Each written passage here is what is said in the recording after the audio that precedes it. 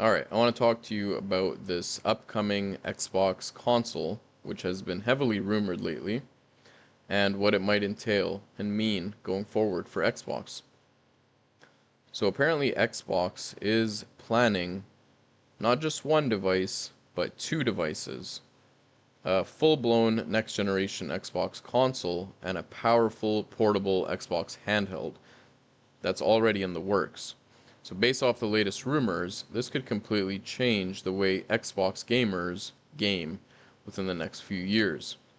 So let's start with the actual next generation console.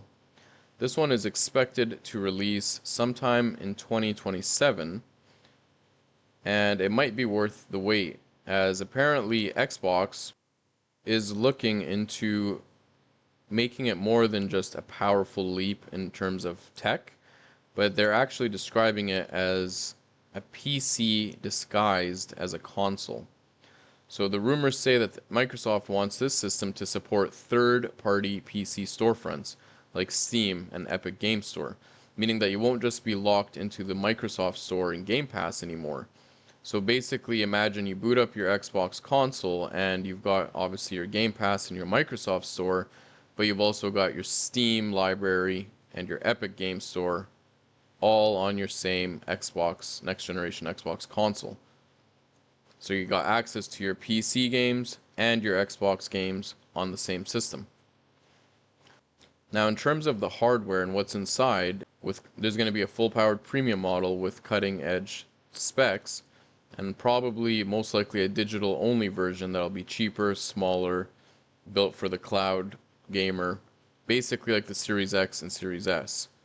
There's also a rumor that some of the console will be modular, so you'll actually be able to upgrade certain components like you would with a PC, a desktop PC. So that's very interesting to think about. It would be obviously a first for any console to do that. And then, of course, there's rumors of improved OS where you'll have smoother games, faster load times, faster launching, support across multiple devices. So the quick resume that you have now on your Series X, you'll probably be able to do that on your PC or on your Series X. The same game, you could boot it up from wherever you left off on either side. The idea of AI. So stuff like smart voice commands, on-the-fly game tips, AI-enhanced NPC behavior. So nothing's been confirmed on that front yet, but Microsoft's been putting a lot of money into AI lately, and it's really not a stretch to consider that they would heavily implement AI in this next generation Xbox and its OS. They also might be planning deeper cloud game integration, meaning you could stream your entire library basically instantly without waiting for downloads or updates. Obviously, we are also expecting backwards compatibility to continue to stick around going into the next generation of Xbox. Everything from the Xbox One, the Xbox Series consoles, and possibly even the older stuff, the 360, the original Xbox. So that'll be huge for people who have built a massive digital library on their Xbox consoles.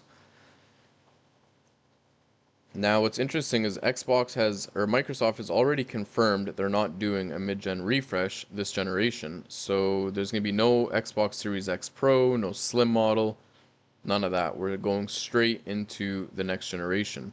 And the upcoming Xbox president, Sarah Bond, straight up said that they were focusing on delivering the biggest tech jump in Xbox history. And I think they actually kind of have to, considering the competition is getting intense. So if we look over at Sony, we know that they are probably working on the PlayStation 6, and it is rumored currently to be releasing also in 2027 or possibly 2028. So you already know Sony comes in with their strong visuals, they have really good load times, and their iconic cinematic over-the-shoulder game experiences. And we already know what Nintendo's up to with their Switch 2.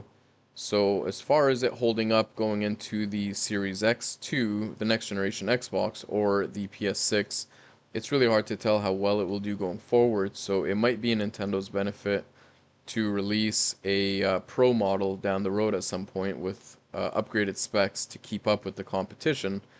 But if we look at what they did with the original Switch, I wouldn't doubt that they would just skip that altogether and just stick it out with the Switch 2 all the way till the end.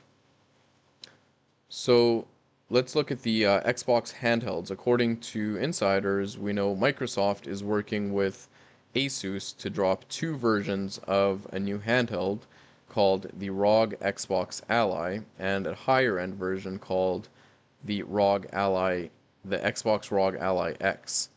So these things are basically Windows gaming PCs that are in a handheld shell, except with Xbox integration built into them. So using these handhelds, you would be able to play Game Pass games, access your Steam library, browse the internet, and even do PC work like light editing and stuff like that, like what you would expect from your PC in a handheld form factor. Essentially like we've seen with the Legion Go, the ASUS ROG Ally previously before this collaboration, and other handheld PCs. The price point has been a bit of a controversy. It's going to be a little overpriced towards that $1,000 US price point for the X model, the upgraded, the most powerful version. Check out my previous video if you want more of a breakdown on that one. What we're looking at here isn't just a new Xbox, next generation Xbox. We're looking at Microsoft delivering basically an all new ecosystem. So a home console, a portable handheld, PC level flexibility, like we said, it'll be modular. You can upgrade certain components, AI features integrated, Steam access for the PC gamer, and full backwards compatibility. So even if half of that is real, Xbox is probably building something way beyond just a console. It looks like in their minds they are building the future of gaming.